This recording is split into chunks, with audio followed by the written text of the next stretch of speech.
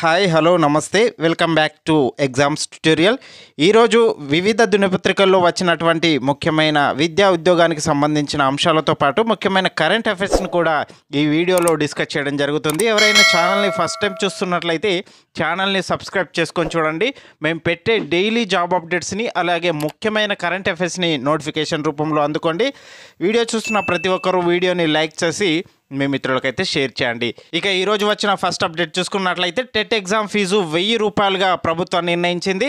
2 పేపర్లు రాస్తే 2000. గతంలో 2 పేపర్లు రాసిన 400 ఉండేది. ఆన్లైన్ ఎగ్జామ్స్ కావడంతో భారీగా పెరిగిన ఫీజులు. 27 నుంచి దరఖాస్తుల ప్రక్రియ అంటూ టెట్ ఎగ్జామ్స్కు సంబంధించి ఫీజును 1000 రూపాయలకు పెంచారు. గతంలో అయితే 2 పేపర్లు రాసిన 400 ఫీజు మాత్రమే తీసుకోవడం జరిగింది. ఈసారి ఆన్లైన్ ఎగ్జామ్స్ కావడంతో ఫీజులు అయితే పెరగడం జరిగింది. ఈ నెల 27 నుంచి దరఖాస్తులు అయితే ప్రారంభం కానున్నాయి. టెట్ ఎగ్జామ్స్కి సంబంధించి 2024 పరీక్షా ఫీజు 1000 రూపాయలుగా ప్రభుత్వం నిర్ణయించింది. 2 పేపర్లు రాస్తే 2000 చెల్లించాలి. గతంలో ఒక్క పేపర్ రాసినా 2 పేపర్లు రాసినా ఎగ్జామ్ ఫీజు 400 ఉండేది. ప్రస్తుతం పెంచిన ఫీజును చూసి అభ్యర్థులు ఆందోళన చెందుతున్నారు. ఆన్లైన్ ఎగ్జామ్స్ కావడంతో భారీగా పెంచినట్లు తెలుస్తుంది. శుక్రవారం రాత్రి విద్యాశాఖ టెట్ డీటెయిల్డ్ నోటిఫికేషన్ రిలీజ్ చేసింది. ఈ నెల 27 నుంచి ఏప్రిల్ 10 వరకు దరఖాస్తు చేసుకోవచ్చు అని తెలిపింది. మే 20 నుంచి జూన్ 3 వరకు పరీక్షలు నిర్వహిస్తామని, జూన్ 12న ఫలితాలు ప్రకటిస్తామని school education commissioner Shri Devasena అయితే వివరించడం జరిగింది. అలాగే టీచర్ల ప్రమోషన్లకు టెట్ క్వాలిఫై తప్పనిసరి కావడంతో టీచర్లు, ఇన్ సర్వీస్ టీచర్లు దరఖాస్తు చేసుకునేందుకు ఈసారి అవకాశం కల్పించడం జరిగింది. వారికి కూడా ఈసారి అవకాశం ఇవ్వడం జరిగింది. 8 భాషల్లో టెట్ పరీక్ష. పేపర్ 1 5వ తరగతి వరకు టీచర్గా ఉండాలనుకునే వారికి, పేపర్ 2లో 6వ తరగతి నుంచి 8వ తరగతి వరకు టీచర్గా ఉండాలనుకునే వారికి అప్లై చేసుకోవచ్చు. టెట్ క్వశ్చన్ పేపర్ 2 భాషల్లో ఉంటుంది. ఇంగ్లీష్తో పాటు తెలుగు, ఉర్దూ, హిందీ, బెంగాలీ, కన్నడ, మరాఠీ, తమిళం, గుజరాతీ, తమిళ తదితర భాషల్లో ఎగ్జామ్స్ నిర్వహించబడరు.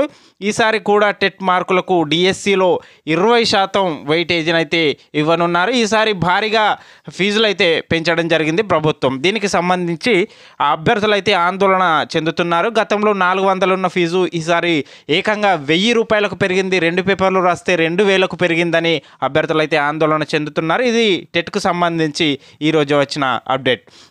నెక్స్ట్ అప్డేట్ చూసుకున్నట్లయితే అగ్నివీర్ మహిళా మిలిటరీ పోలీస్ ఉద్యోగాలు అంటూ మరొక వార్తనైతే ఇవ్వడం జరిగింది. ఇండియన్ ఆర్మీ చెన్నైలోని జోన్ రిక్రూట్మెంట్ ఆఫీసులో అగ్నిపథ్ పథకం కింద 2024-25 సంవత్సరానికి రిక్రూట్మెంట్లో భాగంగా అగ్నివీర్ జనరల్ డ్యూటీ మహిళా పోలీసులను వివాహం కాని మహిళా అభ్యర్థుల నుంచి దరఖాస్తులు అయితే కోరుతుంది.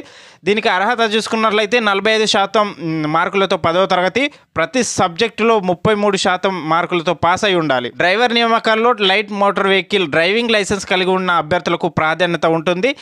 శారీరక ప్రమాణాలను కలిగి ఉండాలి. ఇక ఈ పోస్టులకు అప్లై చేసుకునేవారు తమిళనాడు, ఆంధ్రప్రదేశ్, తెలంగాణ, పుదుచ్చేరి, అండమాన్ నికోబార్ కేంద్ర పాలిత ప్రాంతాల జిల్లాలకు చెందిన అభ్యర్థులు అర్హులు.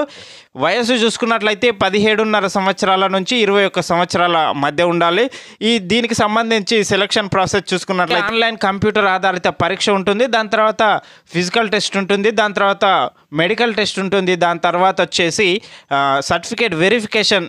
ఈ 4 ప్రాసెస్ల ప్రకారంగా అగ్నివీర్ మహిళా మిలిటరీ పోలీసు ఉద్యోగాలను అయితే భర్తీ చేయడం జరుగుతుంది. దరఖాస్తులను చూసుకున్నట్లయితే మార్చి 22 వరకు దరఖాస్తు చేసుకోవడానికి అవకాశం అయితే ఇవ్వడం జరిగింది. ఇది అగ్నివీర్ మహిళా మిలిటరీ పోలీసు ఉద్యోగాలకు సంబంధించిన వార్త. నెక్స్ట్ అప్డేట్ చూసుకున్నట్లయితే కరెంట్ అఫైర్స్కు సంబంధించి తెలంగాణ గవర్నర్గా సిపి రాధాకృష్ణన్ను రాష్ట్ర హైకోర్టు ప్రధాన న్యాయమూర్తి జస్టిస్ అలోక్ అరాదే ప్రమాణ స్వీకారం చేయించారు. ప్రస్తుతం జార్ఖండ్ గవర్నర్గా ఉన్న రాధాకృష్ణన్ అదనంగా తెలంగాణ బాధ్యతలు కూడా స్వీకరించారు జరిగింది. నెక్స్ట్ చూసుకున్నట్లయితే హైదరాబాద్ లిబరేషన్ డే. నిజాం రాజుపై సైనిక చర్య చేపట్టి హైదరాబాద్ను భారతదేశంలో విలీనం చేసిన రోజైన సెప్టెంబర్ 17ను హైదరాబాద్ లిబరేషన్ డేగా నిర్వహించాలని కేంద్ర హోంశాఖ గెజిట్ నోటిఫికేషన్ జారీ చేయడం జరిగింది. ఇక నుంచి సెప్టెంబర్ 17ను హైదరాబాద్ లిబరేషన్ డేగా పిలవడం జరుగుతుంది. ఇక నెక్స్ట్ అప్డేట్ చూసుకున్నట్లయితే నేషనల్కు సంబంధించిన కరెంట్ అఫైర్స్. ఢిల్లీలోని ప్రగతి మైదానం ఇకపై భారత్ మండపంగా పిలువనున్నారు. ఇండియన్ ట్రేడ్ ప్రమోషన్ ఆర్గనైజేషన్ ఈ కాంప్లెక్స్కు భారత్ మండపం అనే పేరు పెట్టింది. స్వతంత్ర రాజ్యోత్సవాల సందర్భంగా నాటి ప్రధాని ఇందిరాగాంధీ ఈ ప్రదేశానికి ప్రగతి మైదానాన్ని నామకరణం చేయడం జరిగింది. ప్రగతి మైదాన్ను ఇకపై భారత్ మండపంగా పిలువనున్నారు. నెక్స్ట్ చూసుకున్నట్లయితే రతన్ టాటాకు పివి అవార్డు. ప్రతిష్టాత్మక పివి నరసింహారావు స్మారక అవార్డును రతన్ టాటాకు లభించడం జరిగింది. ఇది ఈ నేషనల్కి సంబంధించి.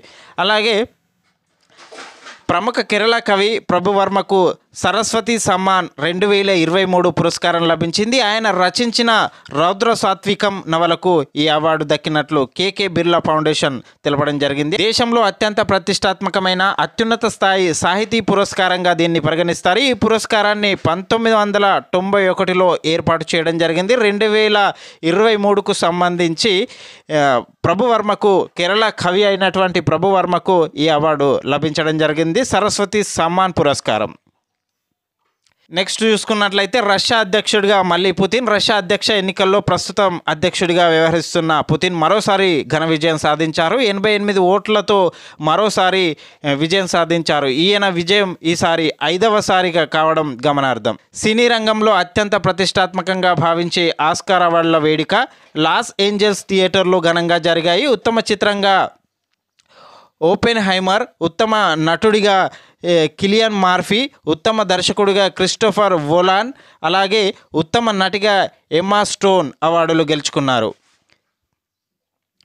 ఇది ఈరోజు వచ్చిన ప్రముఖ దినపత్రికల్లో ముఖ్యమైన అంశాలు, అలాగే ముఖ్యమైన కరెంట్ అఫైర్స్. ఇలాంటి మరిన్ని వీడియోల కోసం ఛానల్ని సబ్స్క్రైబ్ చేసి పక్కనే ఉన్న బెల్ ఐకాన్ యాక్టివేట్ చేయండి.